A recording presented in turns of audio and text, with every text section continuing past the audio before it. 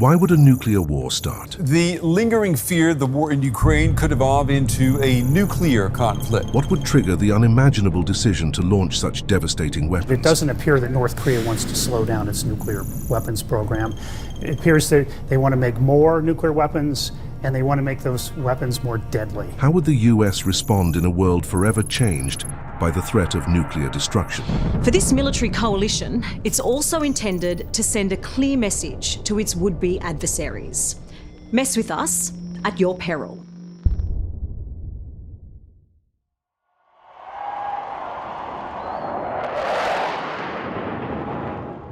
The United States currently possesses around 5,550 nuclear warheads.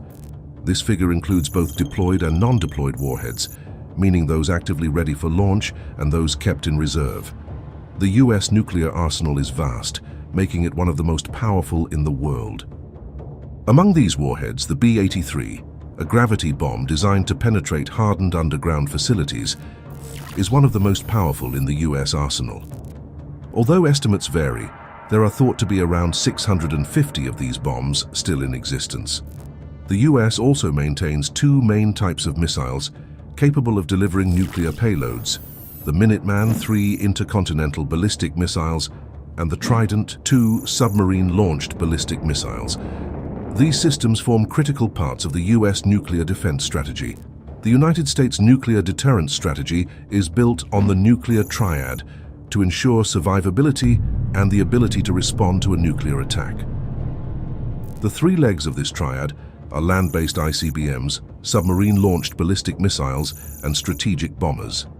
This structure ensures that the US maintains the capability to retaliate, even if one or two components are compromised. The US has 400 operational ICBMs deployed in silos across several states like Montana, North Dakota, Wyoming, Colorado, and Nebraska. These silos hold Minuteman III missiles, each capable of carrying multiple warheads. These missiles can be launched within minutes of a presidential order and are considered the backbone of the land-based leg of the triad. Interestingly, there are also 50 additional silos that serve as decoys, meaning they do not contain any missiles. Each Minuteman III ICBM has a range of over 13,000 kilometers or just over 8,000 miles and can carry up to 475 kilotons of explosive firepower. The second leg of the triad is the US fleet of 14 Ohio-class strategic submarines.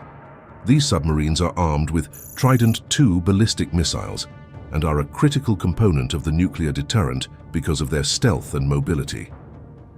8 of these submarines are stationed at Bangor near Seattle in Washington, while 6 are ported in Kings Bay in Georgia near Jacksonville, Florida. Each Ohio-class submarine is powered by a nuclear reactor that can operate for up to 15 years without the need for refueling. This allows the submarines to patrol the world's oceans for extended periods of time, typically around 77 to 90 days before needing to return to port for maintenance. Each submarine carries up to 20 Trident II missiles with a range of approximately 12,000 kilometers or close to 7,500 miles. What makes these missiles so deadly is their incredible accuracy, capable of hitting targets within 100 meters, even from such a great distance. Each submarine has enough firepower to destroy an entire country, making them a cornerstone of the US second strike capability. The final leg of the triad consists of strategic bombers and air-delivered nuclear weapons. The US military stores hundreds of nuclear bombs, including the B-83 at various military bases, both domestically and abroad. These bombs can be delivered by aircraft such as the B-2 Spirit stealth bomber or the B-52 Stratofortress. The nuclear triad forms a system of deterrence that ensures the US can respond to any nuclear threat. This approach ensures that even in the face of a first strike, the US retains the ability to respond with overwhelming force, making the prospect of nuclear war a devastating and likely suicidal choice for any potential adversary. However, let's imagine a scenario where a rogue leader, for whatever reason, has ordered a nuclear strike against the United States. As terrifying as this sounds, there are strict and well-established protocols in place to determine the immediate actions that will unfold. The launch of an ICBM follows three distinct phases. First is the boost phase, where the rocket is launched into space.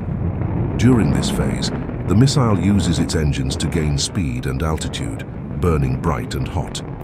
The US relies on the space-based infrared system to detect missile launches.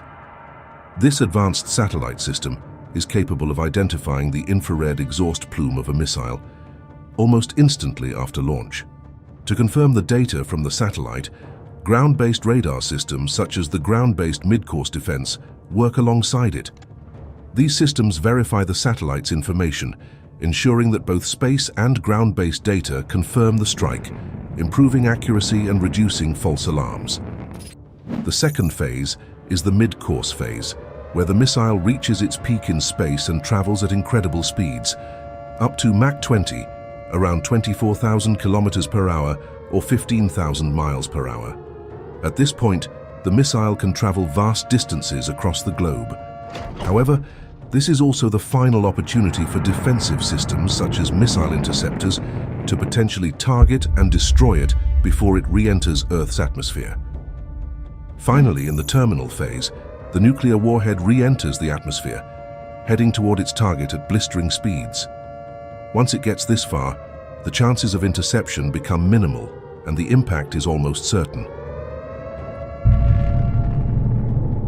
In such a scenario, the US president has a narrow window of time, about 10 to 15 minutes, to make a decision regarding a retaliatory strike that will potentially seal the fate of humanity. The president's decision for the release of nuclear weapons is governed by the two-man rule at all times. If the president decides that the United States must launch nuclear weapons, the decision is communicated to the chairman of the Joint Chiefs of Staff and through him to the National Military Command Center, which is often called the War Room via the Presidential Emergency Satchel, better known as the football.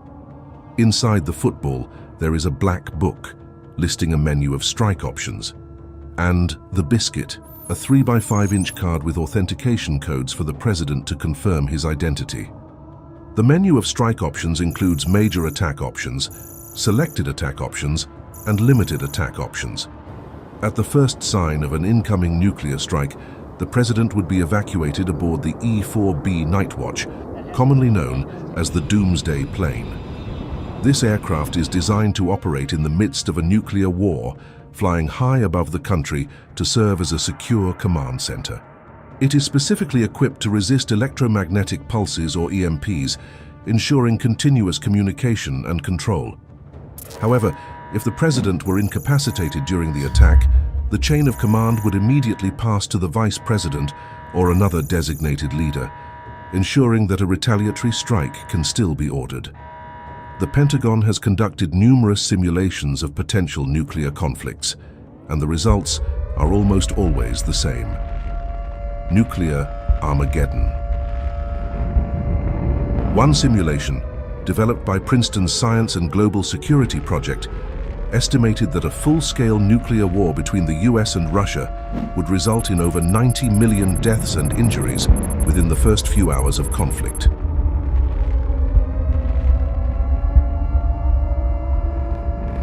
The long-term effects, such as radiation and nuclear fallout, would cause hundreds of millions of deaths over time. The concern is with leaders who may not be deterred by the concept of mutually assured destruction, or MAD. Such leaders could escalate tensions to the point of a nuclear exchange, despite knowing it could devastate civilization. The simulations confirm that nuclear war, even a limited one, would likely trigger widespread destruction, fundamentally altering life itself on our planet. While it's very difficult to predict the exact response of the US during nuclear war, a very sensitive document got declassified in 2012 that showed the exact nuclear war plans of the US during the 1960s. This was known as the Single Integrated Operational Plan, or SIOP, which was the United States General Plan for Nuclear War from 1961 to 2003. The SIOP was primarily directed against targets in the Soviet Union and later Russia, but it also included targets in China, North Korea, Iran, Iraq, Syria, and Libya. The first PSYOP, titled PSYOP 62, was finished on December 14, 1960, and implemented in July 1, 1961. It described a war plan with the entire US arsenal to launch all 3,200 of its nuclear warheads in a massive strike against the Soviet Union, China, and their allies. The total explosive power of these warheads was nearly 8,000 megatons of TNT. To put that in perspective, that's the same as dropping over 500,000 Hiroshima bombs. If one Hiroshima bomb caused unimaginable devastation, think about the impact of more than 500,000 of them spread across the Soviet Union and China. This was the US nuclear strategy to eliminate the communist threat once and for all. The execution of PSYOP 62 was estimated to result in 285 million dead and 40 million casualties in the Soviet Union and China. The first PSYOP, based on the massive retaliation doctrine, had little flexibility, treating all communist countries as a uniform bloc. PSYOP 62 included the virtual obliteration of the tiny country of Albania because within its borders sat a huge Soviet air defense radar, which had to be taken out with high assurance. When Secretary of Defense Robert McNamara raised concern about this, Strategic Air Commander Thomas Power smiled at him and said, "Well, Mr. Secretary, I hope you don't have any friends or relations in Albania because we are just going to have to wipe it out." During 1961 to 1962, the Kennedy administration revised this plan as supervised by McNamara. He aimed to change the doctrine from massive retaliation to flexible response. PSYOP 63 took effect in July 1962 and remained mostly unchanged for more than 10 years. Instead of one spasm attack, it proposed 5 escalating attack options: Soviet nuclear missile sites like bomber airfields and submarine tenders, other military sites away from cities such as air defenses, military sites near cities, command and control centers, and then a so-called full-scale spasm attack.